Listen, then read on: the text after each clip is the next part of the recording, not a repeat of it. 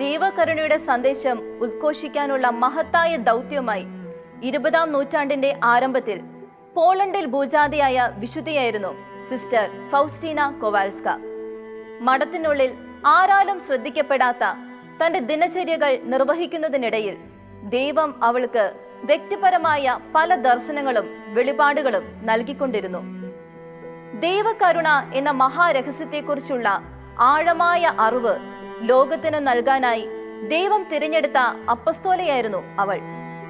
ദൈവഹിതവുമായി തന്റെ മനസ്സിനെ പൂർണ്ണമായും ഐക്യപ്പെടുത്തിയ സ്വർഗത്തിന്റെയും സഭയുടെയും ഈ അമൂല്യ രത്നത്തെപ്പറ്റി ഷെക്കീന ടെലിവിഷൻ സംപ്രേഷണം ചെയ്യുന്ന ദൈവകരുണയുടെ അപ്പസ്തോല എന്ന ഈ പ്രത്യേക പരിപാടിയിലേക്ക് പ്രിയ പ്രേക്ഷകർക്ക് സ്വാഗതം.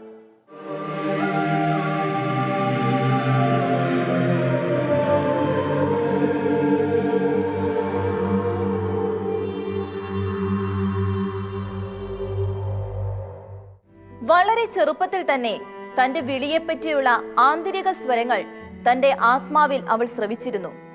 ദാരിദ്ര്യത്തിന്റെയും കഷ്ടപ്പാടുകളുടെയും നടുവിലെ ബാല്യകാലം അവളുടെ ദൈവവിളിയുടെ പരിശീലന വേദിയായി ദൈവം മാറ്റുകയായിരുന്നു.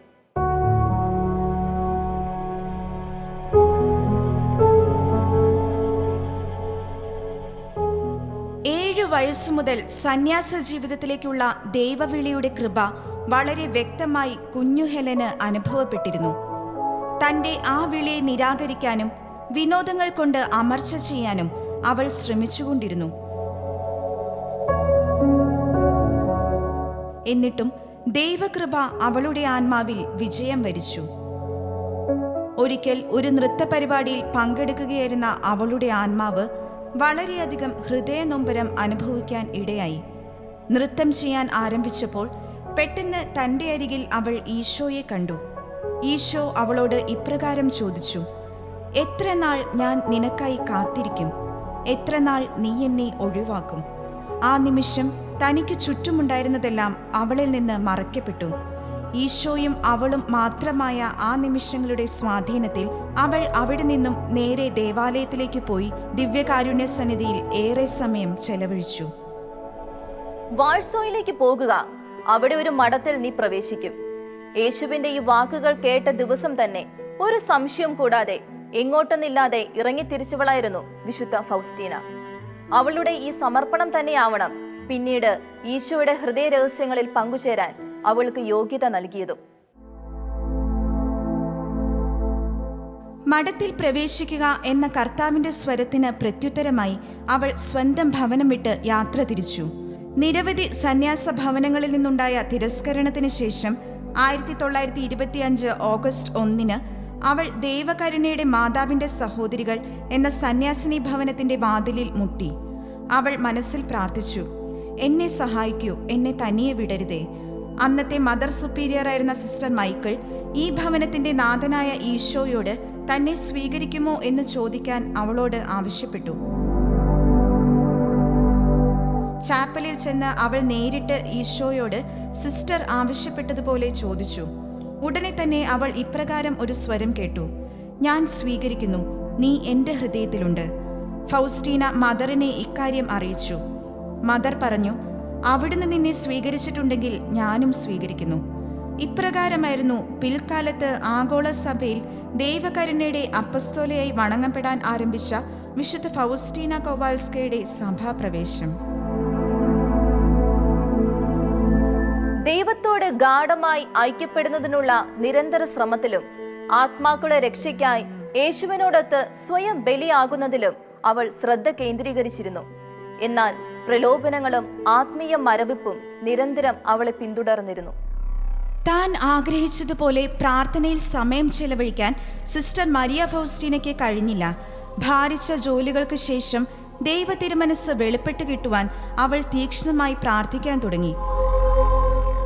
ഈശോ അവളുടെ വിളിയെ ഉറപ്പിച്ചുകൊണ്ട് ഇപ്രകാരം അവളോട് പറഞ്ഞു: മറ്റൊരിടത്തേക്കുമല്ല, ഈ സ്ഥലത്തേക്കാണ് ഞാൻ നിന്നെ വിളിച്ചിരിക്കുന്നത്.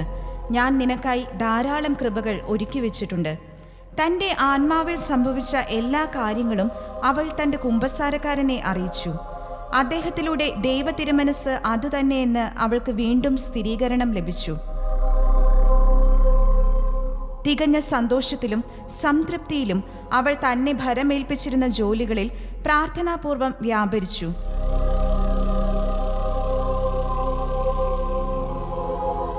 തൻ്റെ സഭാപ്രവേശനത്തെക്കുറിച്ച് അവൾ തൻ്റെ ഡയറിയിൽ ഇപ്രകാരം രേഖപ്പെടുത്തി: പറുദീസ ജീവിതത്തിലേക്ക് പ്രവേശിച്ചതുപോലെ എനിക്ക് തോന്നി.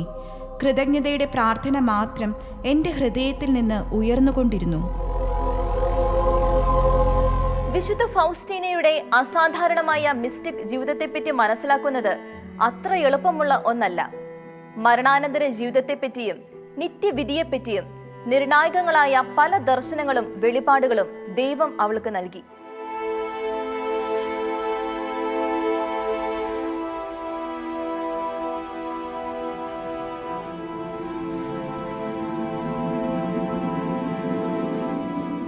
തീ നിറഞ്ഞതും പുക കൊണ്ട് മൂടിയതുമായ ഒരു സ്ഥലത്ത് പീഡ അനുഭവിക്കുന്ന അനേകം ആത്മാക്കളെ ഒരിക്കൽ അവൾ കണ്ടു.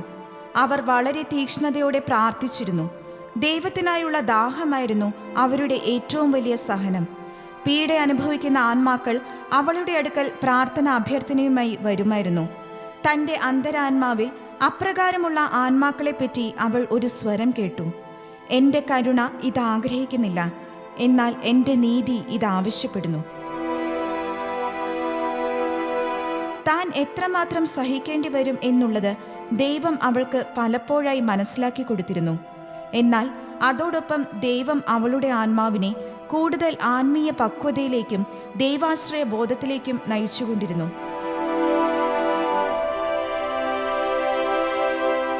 തന്നെ സമീപിക്കുന്ന എല്ലാവർക്കും സന്തോഷം ഉളവാക്കാൻ തക്കവിധമാണ് അവൾ പെരുമാറിയിരുന്നത്. സഹനങ്ങളുടെയും രോഗങ്ങളുടെയും മധ്യേ തന്നോട് വിശ്വസ്തത പുലർത്തിയ തൻ്റെ ദാസിയെ ദൈവം മാനിച്ചു. വിശുദ്ധ ഫൗസ്റ്റീന തന്റെ ഡയറിയിൽ ഇപ്രകാരം കുറിച്ചു: ദൈവവുമായുള്ള ഗാഢമായ ഐക്യം മാത്രമാണ് ഒരാത്മാവിനെ പരിപൂർണതയിലെത്തിക്കുന്നത്. വിശുദ്ധിയുടെയും പരിപൂർണതയുടെയും അടിസ്ഥാനം ദൈവഹിതവുമായി മനസ്സിനെ പൂർണ്ണമായും ഐക്യപ്പെടുത്തുന്നതാണ്. ദൈവവുമായുള്ള ഈ ആത്മബന്ധത്തിന്റെ പ്രതിഫലനമായിരുന്നു അവളുടെ വിശുദ്ധ ജീവിതം.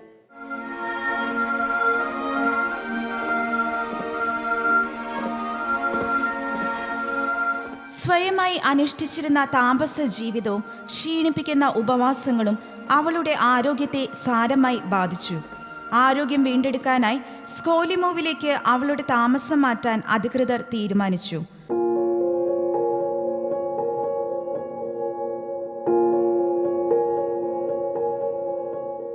അവിടെയും അവൾക്ക് ദിവ്യാനുഭൂതികളും ദർശനങ്ങളും ഉണ്ടായിക്കൊണ്ടിരുന്നു. പലപ്പോഴും ഈശോയുടെ പീഡാസഹനം അവളുടെ ശരീരത്തിൽ അനുഭവപ്പെട്ടിരുന്നു. എന്നാൽ മറ്റുള്ളവർക്ക് ഇത് ദൃശ്യമായിരുന്നില്ല. അതിനാൽ തന്നെ മറ്റു സഹോദരിമാരുടെ ഇടയിൽ അവളെപ്പറ്റി അപഖ്യാതികളും പ്രചരിച്ചു. സന്യാസ ജീവിതത്തിന്റെ എല്ലാ നിയമങ്ങളും വിശ്വസ്തയോടെ പാലിക്കുന്നതിനും നിശബ്ദതയിലും പ്രാർത്ഥനയിലും എപ്പോഴും സന്തോഷഭരിതയായി കാണപ്പെടുന്നതിനും അവൾ പരിശ്രമിച്ചിരുന്നു. താൻ അനുഭവിക്കുന്ന വേദനകളുടെയും സന്തോഷങ്ങളുടെയും ഏർപ്പെടുന്ന ജോലികളുടെയും അവസ്ഥകളെല്ലാം സിസ്റ്റർ ഫൗസ്റ്റീന ഈശോയുമായി ബന്ധപ്പെടാനുള്ള അവസരങ്ങളാക്കി മാറ്റി. അവൾ എഴുതി: എൻ്റെ ആത്മാവിൻ്റെ അകക്കാമ്പ് എൻ്റെ ദൈവവും ഞാനും മാത്രം വസിക്കുന്ന അതിരമണീയവും വിശാലവുമായ ഒരു ലോകമാണ്. അവിടെ ദൈവത്തിനല്ലാതെ ആർക്കും പ്രവേശനമില്ല. അങ്ങനെ ദിവ്യകാരുണ്യ ഈശോയ്ക്ക് മാത്രം വസിക്കാനുള്ള ഒരു ദിവ്യ സക്രാരിയായി അവൾ തൻ്റെ ആത്മാവിനെ മാറ്റിവെച്ചു. ലോകം മുഴുവനും വേണ്ടിയുള്ള ദൈവകരുണയുടെ സന്ദേശം ഉദ്ഘോഷിക്കാനുള്ള ദൗത്യം വരമേൽപ്പിച്ച നമ്മുടെ കർത്താവ് അവളോട് അരുളി ചെയ്തു: ലോകം മുഴുവനുമുള്ള ജനങ്ങളിലേക്ക് എൻ്റെ കരുണയുമായി ഞാൻ നിന്നെ അയക്കുന്നു. ഈ ലോക ജീവിതത്തിലും നിത്യജീവിതത്തിലും എൻ്റെ കരുണയുടെ സെക്രട്ടറിയായി ഞാൻ നിന്നെ തിരഞ്ഞെടുത്തിരിക്കുന്നു.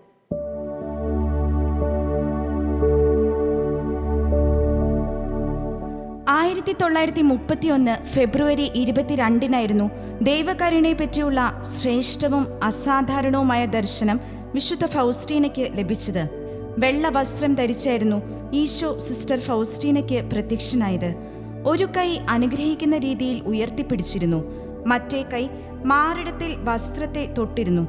മാറിടത്തിൽ വസ്ത്രത്തിന്റെ തുറന്നിരിക്കുന്ന ഭാഗത്തുനിന്ന് 2 വലിയ പ്രകാശരശ്മികൾ പുറത്തേക്ക് ബഹിർഗമിച്ചിരുന്നു.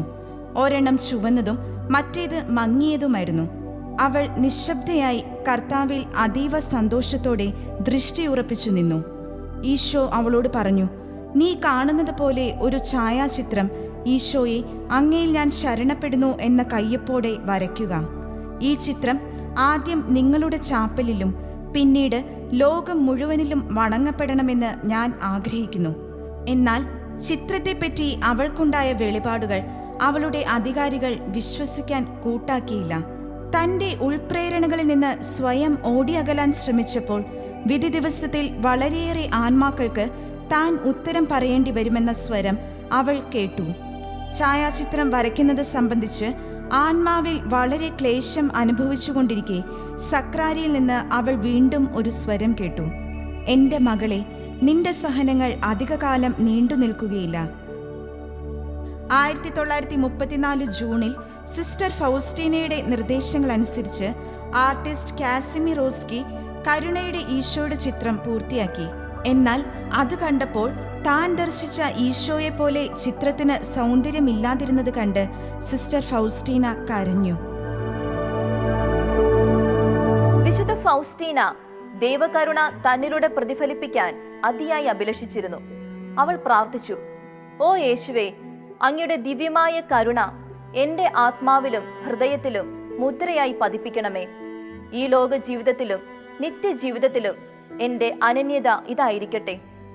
വിശുദ്ധ ഫൗസ്റ്റീനയുടെ ആധ്യാത്മിക ജീവിതത്തിന് ധന്യത പകർന്നത് കരുണയുടെ ഈ പ്രവാഹമായിരുന്നു.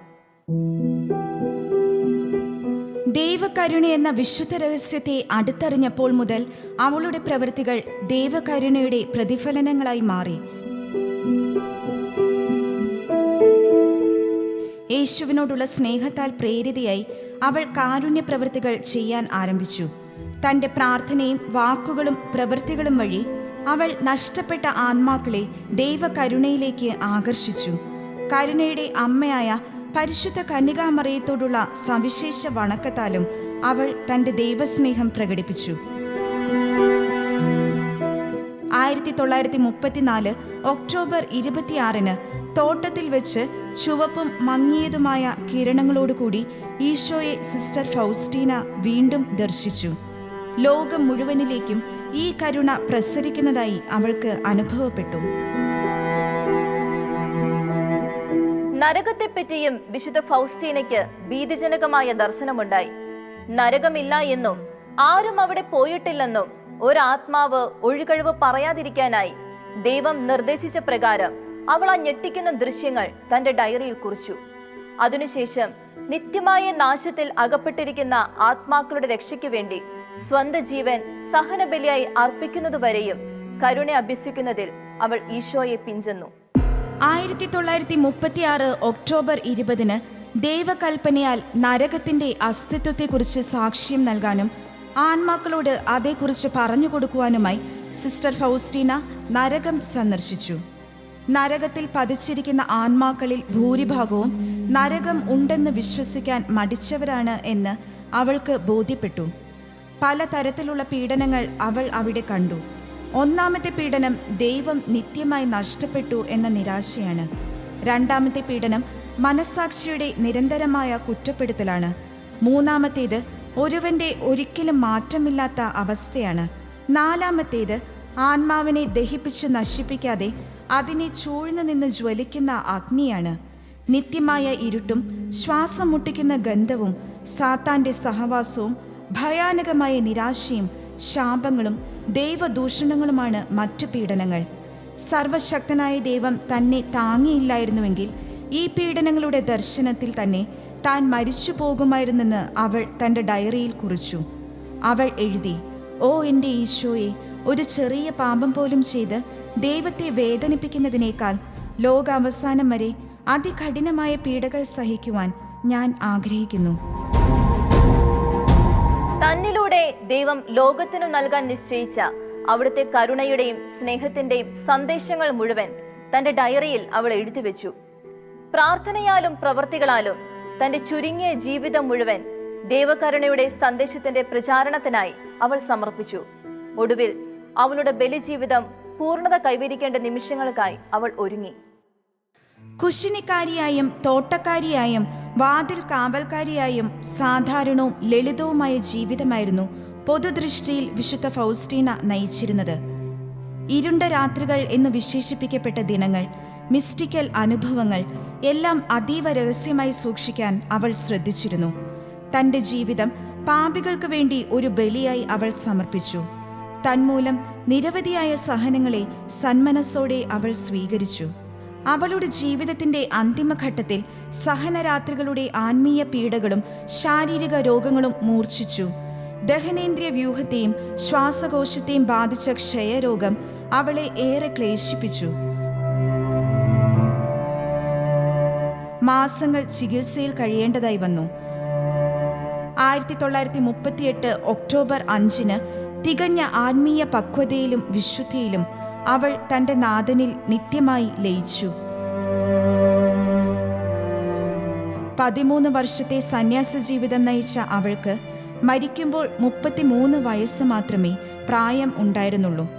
1993 ഏപ്രിൽ 18 ലോകം മുഴുവൻ ദൈവകരുണയുടെ തിരുനാൾ ആഘോഷിക്കുന്ന പുതുഞായറാഴ്ച റോമിൽ വെച്ച് ജോൺ പോൾ രണ്ടാമൻ മാർപ്പാപ്പ സിസ്റ്റർ മരിയ ഫൗസ്റ്റീനയെ വാഴ്ത്തപ്പെട്ടവളായി പ്രഖ്യാപിച്ചു. 2000 ഏപ്രിൽ 30 അദ്ദേഹം തന്നെ വാഴ്ത്തപ്പെട്ട മരിയ ഫൗസ്റ്റീന കോവാൽസ്കയെ വിശുദ്ധയായി പ്രഖ്യാപിച്ചു. അതിരുകളും പരിമിതികളും ഇല്ലാതെ കർത്താവിനെ സ്നേഹിച്ച നിഷ്കളങ്കയും ധൈര്യശാലിയുമായിരുന്ന കർത്താവിന്റെ എളിയ മണവാട്ടിയായിരുന്നു വിശുദ്ധ ഫൗസ്റ്റീന കോവാൽസ്ക. ജീവിതത്തിന്റെ ഓരോ നിമിഷവും ഒരു തരത്തിൽ അല്ലെങ്കിൽ മറ്റൊരു തരത്തിൽ അവൾ ദൈവത്തെ മഹത്വപ്പെടുത്തി. അവളുടെ സ്നേഹാധിക്യത്തിൽ കർത്താവ് ഇപ്രകാരം പറഞ്ഞു: നിന്റെ സ്നേഹത്തെ ഓർത്ത് ഞാൻ ആനന്ദിക്കുന്നു.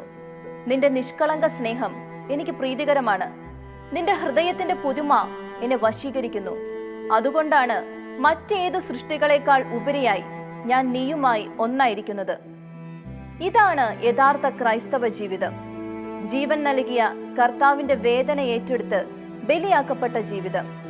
അങ്ങനെ കർത്താവിന്റെ പ്രീതിക്ക് പാത്രമായവൾ. നമുക്കും മാതൃകയാക്കാം എളിമയുടെയും വിശുദ്ധിയുടെയും സമർപ്പണത്തിന്റെയും ആ ജീവിതത്തെ.